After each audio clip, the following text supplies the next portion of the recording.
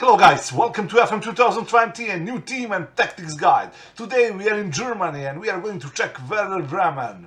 We are going to check their best players, what kind of tactic best suits for this team, and players that you should try to sign. First, let's see the best tactic for this team. Okay, so this would be my first team, and I would play in formation 4-1-2-2-1. In attack as a pressing forward, I would use Füllkrug. Really interesting player, he's 26 years old, German. I like that he's very fast paced, he's 16, so he's really good for a position of pressing forward. Then on the left side, inverted winger, Leonardo Bittencourt, right side, Rashica. You really need to sign one more winger because we don't have some great subs for these two positions. We see that Milos Rashica and Leonardo, who is actually on loan from Hoffenheim, they're the only players that can play these positions really good. Okay, then Mezala, Klaassen, Eggestein as a box-to-box midfielder, and Nuri Sahin as deep-lying playmaker support duty.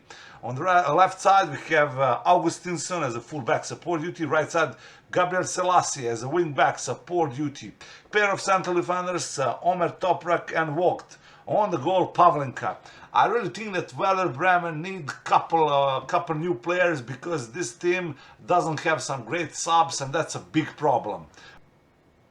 I have played with this tactic a couple of games and these are results. At the moment I'm second place with only one lose, 8 wins and 3 draws, 27 points. So I can say that this tactic for now works really good. Okay, now let's check all the players and their current and potential abilities. So the best player at Werder Bremen right now is goalkeeper Yuri Pavlenka. He's 27 years old and current ability 143. Great reflexes, great one-on-ones. Okay, then we have Maximilian Eggestein, really young player, 22 years old, current ability 141, great box-to-box midfielder. Then we have Milot Rashica, winger, also very young, good player, current ability 140. As you see, we have many players on loan from the other clubs. Many of the best players are there, like Kevin, who's on loan from Hoffenheim. Then we have Omer Torpak on loan from Borussia Dortmund. Leonardo, who's on loan from Hoffenheim also.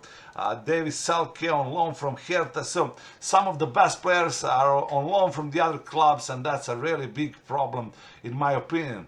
Okay, so you should not forget about David Klaassen, Dutch box-to-box midfielder, deep-lying playmaker.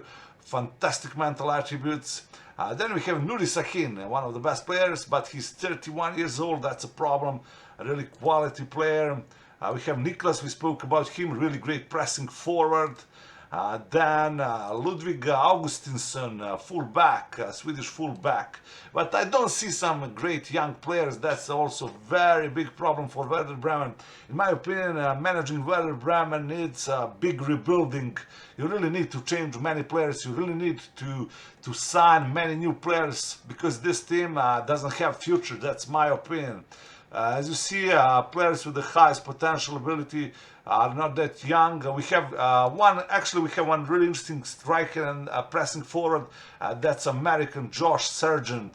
Really fantastic kid with the potential ability 155. So he must get some minutes in the first team. That's very important. He's going to develop into a really good striker. Okay, we have David Selke, but he's 24, actually on loan from the other club. Eggestein, he won't improve too much, potential ability 148. The other players are not that young, okay, and don't have such a great potential. But now let's see second team. There I don't see some quality players, I don't see some great kids. Maybe Luka, who's a goalkeeper with potential ability 131, but that's nothing special. Under 21 squad, same thing, no quality players.